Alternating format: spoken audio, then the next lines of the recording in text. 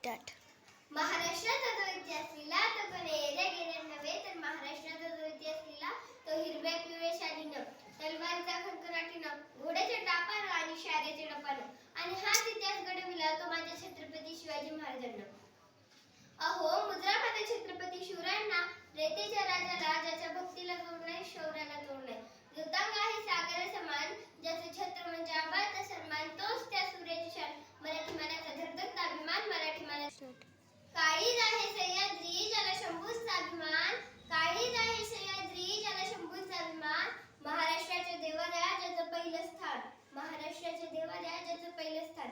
असे ते महाराज गणपती गजश्वपती भूपती प्रजापती सुवर्णरत्न श्रीपती अष्टावधान जागृत अष्टप्रधान वैष्टित न्यायालंकार मंडित शास्त्रज्ञ शास्त्र पारंगत राजनीती धुरंधर प्रौढ प्रताप पुरंदर क्षत्रिय कुलावतंस सिंहासनाधीश्वर महाराजाधिराज योगीराज श्रीमंत श्री श्री श्री छत्रपती शिवाजी महाराजांचा विजय असो.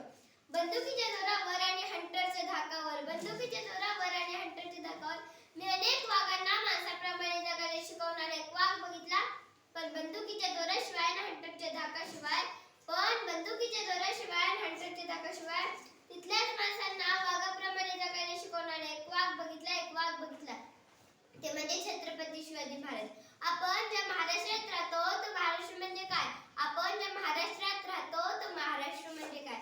तो महाराष्ट्र म्हणजे शिवरायांच्या विचारांचा, जिजाऊंच्या संस्काराचा आणि शंभूंच्या पराक्रमाचा साक्षीदार म्हणजे माझा हा महाराष्ट्र. कष्टकरी शेतकरी दिलदलितांचा 360 टक्क्यालाही घाम फोडणाऱ्या माझ्या जिगरबाज मर्द मावळ्यांचा हा महाराष्ट्र, माझ्या जिगरबाज मर्द मावळ्यांचा हा महाराष्ट्र.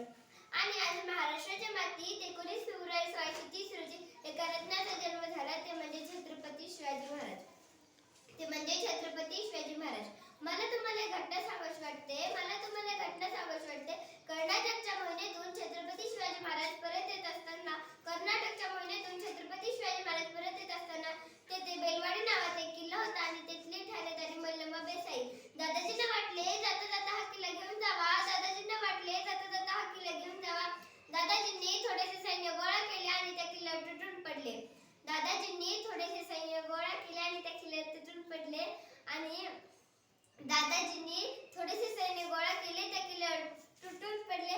मल्लम्मा बेसाई चिटीची आणि चिकाटीची होती. तिने त्या मावळ्यांचा पराभव केला आणि पराभव करताना दादाजींना वाटले एका बाईच्या हातून इतक्या मावळ्यांचा पराभव होणे शक्यच नाही, एका बाईच्या हातून इतक्या मावळ्यांचा पराभव होणे शक्यच नाही. दादाजींनी आणखी थोडे सैन्य गोळा केले आणि त्या मल्लम्मा बेसाईवर ठार केले आणि मल्लम्मा बेसाईचा पराभव झाला. दादाजींना वाटले आपण छत्रपती शिवाजी महाराजांसमोर या मल्लम्मा बेसाईला न्यायचं आणि मल्लम्मा बेसाई बाहेर आली. तिला वाटलं जसं अनेक राजा आपल्या गुन्हेगाराला शिक्षा देतो तसा हाही राजा मला आणि माझ्या बाळाला मारून टाकणार. आणि मल्लम्मा बेसाई शिवरायांना म्हणाली, राज, ओ राज, राज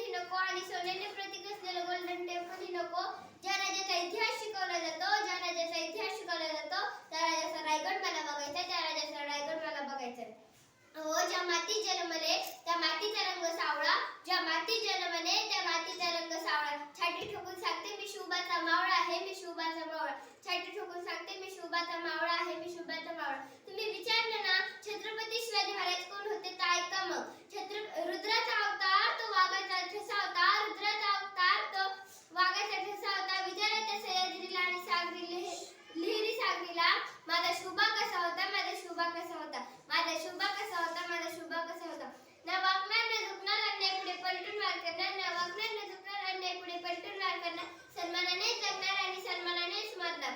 सन्मानाने जगणार आणि सन्मानानेच मरणार. हे हिंदवी स्वराज आहे. इथे आयाबायांची पूजा केली जाते. हे हिंदवी स्वराज आहे. इथे आयाबायांची पूजा केली जाते. झालं सांग तुझ्या भाष्याला. पुण्याची जहागिरी आता मासाहेबांची अर्धांगिरी झाली आहे. अहो अंधाराला घाबरत नाही आभाळाची साथ आहे. अंधाराला घाबरत नाही आभाळाची साथ आहे. कोणापुढे वाकत नाही मराठ्याची जात आहे. कोणापुढे वाकत नाही मराठ्याची जात आहे.